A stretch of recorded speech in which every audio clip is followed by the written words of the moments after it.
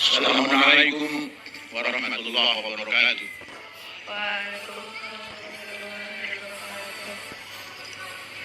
Saudara-saudara sekalian, para pelajar,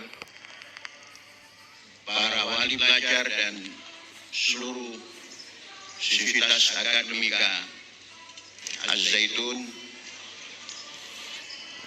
kita bersyukur pada Allah pagi ini dalam umur 80 tahun kemerdekaan Indonesia, kita masih berkenan memperingatinya, dan untuk itu kesyukuran kita mari kita wujudkan membaca di masa yang lalu untuk menjadi cermin pada hari ini dan ke depan.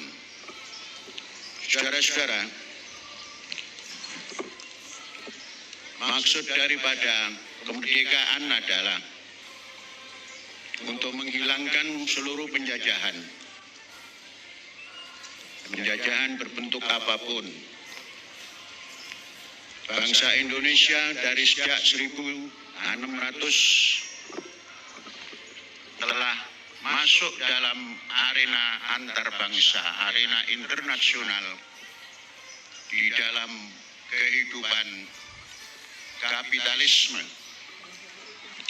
Tumbuhnya kapitalisme, tanah yang menghidupkan kapitalisme adalah Indonesia yang ketika itu bernama Hindia Belanda Timur, dan tanah kapitalis di sebelah utara, yakni yang sekarang bernama India, Pakistan, dan Bangladesh.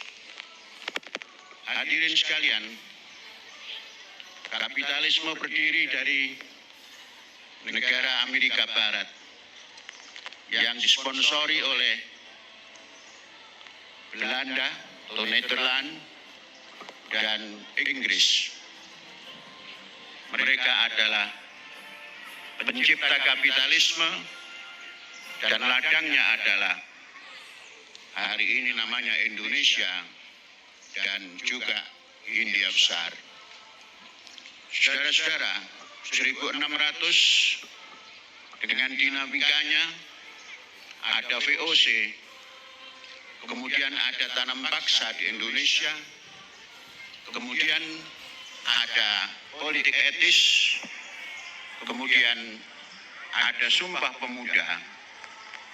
Baru kita mendengar nama Indonesia secara hukum, sejarah, dan budaya. Baru ada kemerdekaan. Saudara bisa menghitung dari 1600 sampai 1945, ladang subur kapitalisme adalah di Indonesia, yang ketika itu Belanda menjadi operatornya. Setelah merdeka, barulah hilang apa yang dinamakan kehidupan kapitalisme, diganti dengan sosialisme seperti yang tertera dalam Undang-Undang Dasar 1945, yang dalam preambul kemudian ditekankan lagi dan disimpulkan lagi di dalam nilai-nilai dasar negara Pancasila. Semua 5 dasar itu menunjukkan satu bentuk sosialisme di Indonesia. Saudara-saudara, sosialisme Indonesia tidak berjalan lama, hanya berjalan kurang lebih 20 tahun.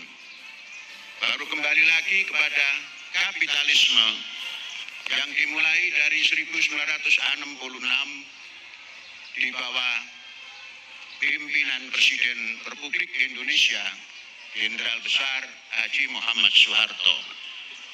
Kapitalisme sampai dengan 32 tahun.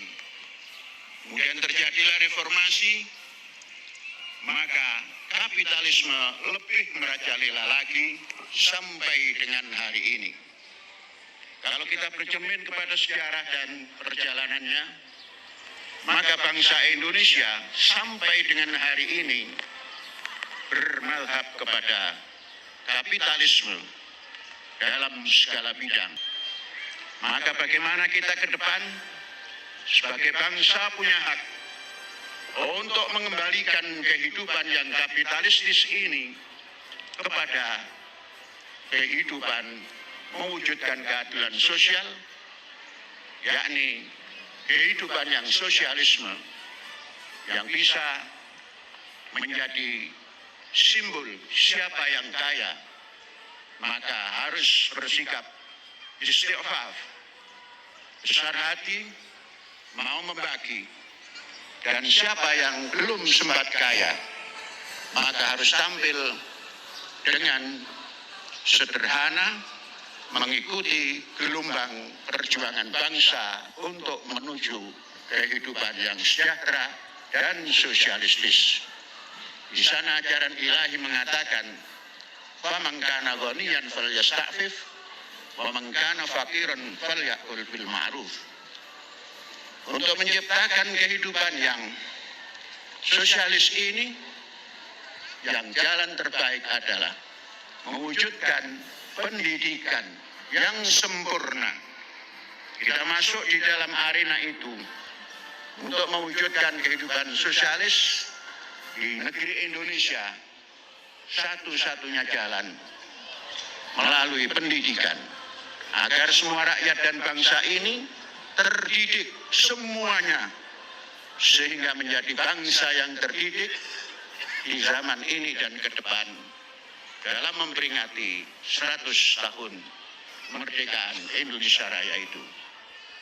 Ini sambutan dari saya, dan mari kita berdoa pada Tuhan Yang Maha Esa dengan mengheningkan cipta dan berdoa masing-masing. Mengheningkan cipta, mulai.